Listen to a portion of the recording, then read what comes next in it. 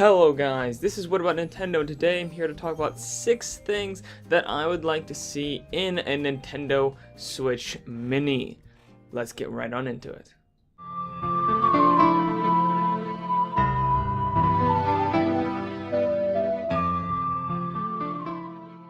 So, Japanese company Nikkei is reporting that Nintendo is in talks with different companies like GameStop and such to put out a Nintendo Switch Mini for this year. They're already talking to stores saying, hey guys, we're about to start sending you guys this stock of stuff. Do you want to buy it? How much? And all that good stuff. And we're going to be selling it. This is when it's going to launch and all that good stuff. They're already talking to stores about it, according to Nikkei.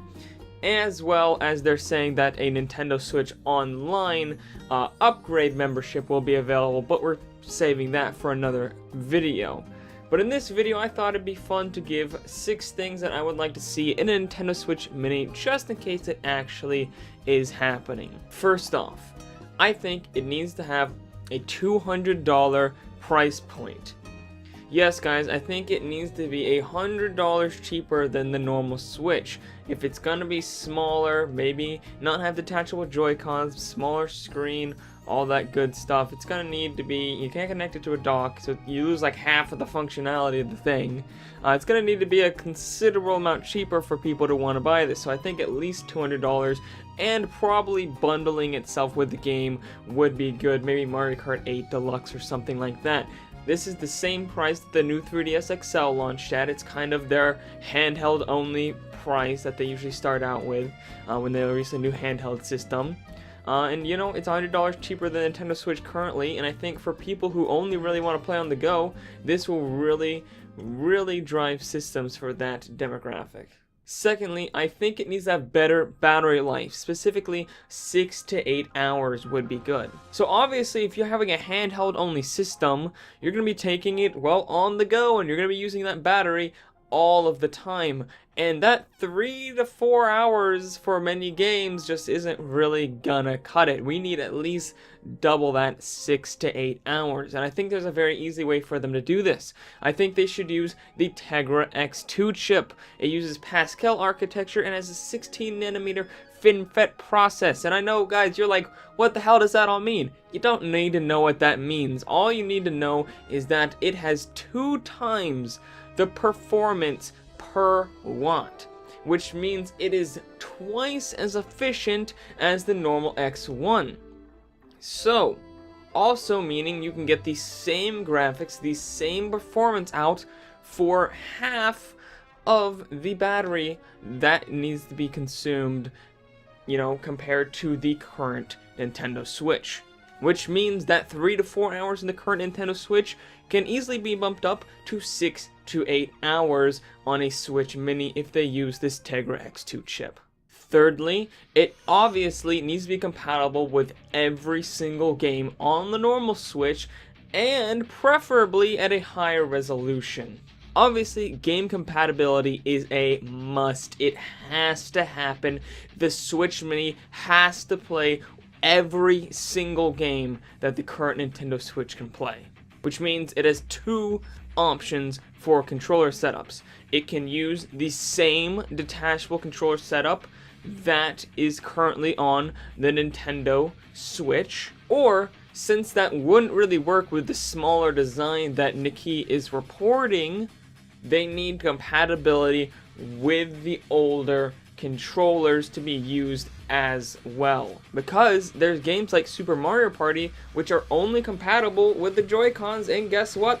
This configuration, it has to be detached and it has to be on its side like this. You can only play Mario Party like this. If you don't have a controller like this, you can't play. And if these are non-detachable controllers, or if they're smaller, or if they're just not the same as these, it's just not going to work. So it has to either use the same controllers, which means it's going to have to be the same size and everything like that, or it needs to have compatibility to hook up these controllers to as well for games that need it. Now, I also mentioned better resolutions, and this one's kind of a pipe dream. This is just kind of something, a little extra that they could put in, since I'm hoping that they'll use the X2 chip for better battery life. Not only is the Pascal architecture in the X2 more efficient than the Maxwell architecture in the current Switch's X1, meaning it generates less heat and less power, it also has a better GPU, better RAM speeds, and all kinds of other stuff, as well as, since it can save on heat and electricity, you can raise those clocks, because if you don't know, the current X1 is downclocked heavily, even in docked mode, and way more in handheld mode in order to keep heat and power consumption down on the system. But using this X2, which is more efficient and has less heat generation, you can boost those clocks to be higher and actually get better performance out and be more efficient at the same time. Which means that better resolutions are possible on this if they use the X2 chip compared to the handheld mode of the current Nintendo Switch. Since many games on the Nintendo Switch currently run at extremely low resolutions when playing undocked, it would be nice to have higher resolutions since the Switch Mini can only play undocked, so I kind of don't want a blurry mess to be the only option that I have for playing these games.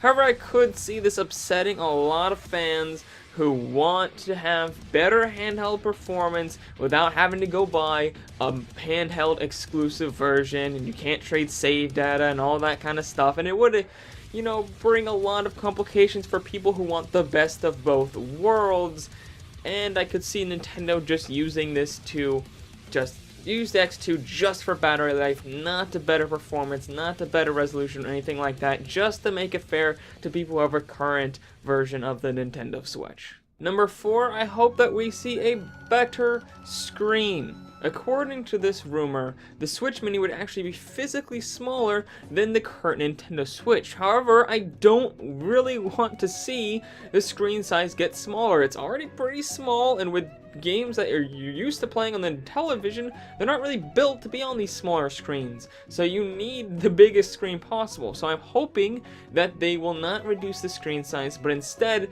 lower the bezel to keep the screen size the same. But not only have the screen be the same. Back in 2018, when we first heard about a Switch revision coming this year, Wall Street Journal reported that the Nintendo Switch could be using a better screen, and one of the things that they pointed out is a brighter screen, and I think this would be extremely important for people who want to play on the go, because lighting conditions are not optimal in many places. You could be indoors with the bright lights in there. Outside, of course, you got the frickin' sun that's raining down on you, so you want a brighter screen for that. Just brighter screens are just one of the biggest ways to improve the screen on the Nintendo Switch. Number 5, I want to see an enhanced kickstand. The Switch's kickstand, let me tell ya, this bad boy right here sucks. It sucks. It's so bad. It's just absolute garbage. Please go away. Leave my site, you piece of shit. Okay. It's bad. We all know that it's bad. It breaks really easy. Switch still falls over really easy. And it's just not good. I've already had to replace mine because it fell off and got lost and all kinds of stuff happened to it. And it wouldn't like clip back in. It kept like flipping out. So when you would try to put it in the dock, it would like flip out slightly and then pop off. It was trash. So they need to improve the way the kickstand attaches to the Switch, maybe even make it a metal kickstand this time instead of plastic, and 2 kickstands, because the kickstand placement only on one side is not very good. So we have 2 kickstands with improved stability, maybe even adjustments for how much it tilts. This is really weird, but you get what I'm talking about. Adjustments for how it tilts, and maybe make just way more durable than the current kickstand would be. Oh, it'd be so good. And lastly, while this one is a little more out there than the other ones, I would like to see a thinner design. Using the X2, it is possible to, as I said, reduce battery consumption as well as to reduce heat. So that means it is also possible to reduce the size of the 2 biggest components in the Switch, the battery and the fan.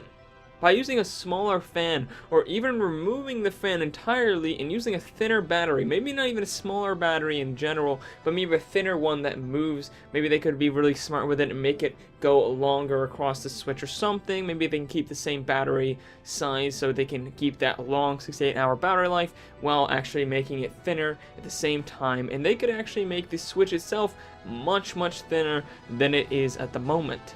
My only issue with this is how it may affect the controllers themselves. As you currently may have noticed, the Switch's controllers are the same thickness as the Nintendo Switch. Same thickness. I'm sure everyone who has a Switch knows that this is the case.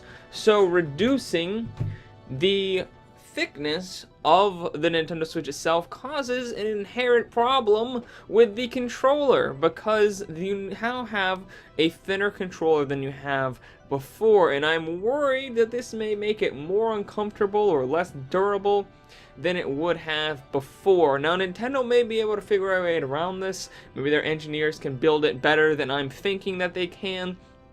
But I do have worries that if they thin out the Switch, thinning out the controllers might be an issue. But this is Nintendo we're speaking about, and they frickin' made this bad boy right here work perfectly. So they could probably get something done. I'm just a little bit worried that the thinner the Switch is, thinner those controllers are, we might run into some issues. So we may have to deal with the current thickness of the Nintendo Switch, which honestly isn't even that bad.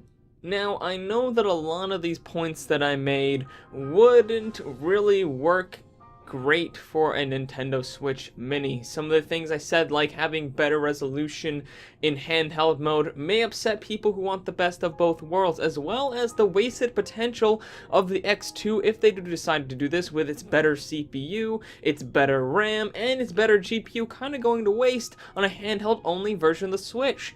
Which is why I actually think a Switch Pro would be a better idea than the Switch Mini. However, I'm going to save that for an entire video for you guys, so make sure to look forward to that.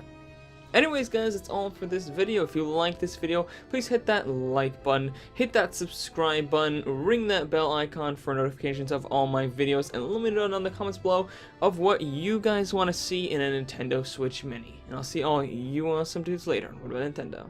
Bye!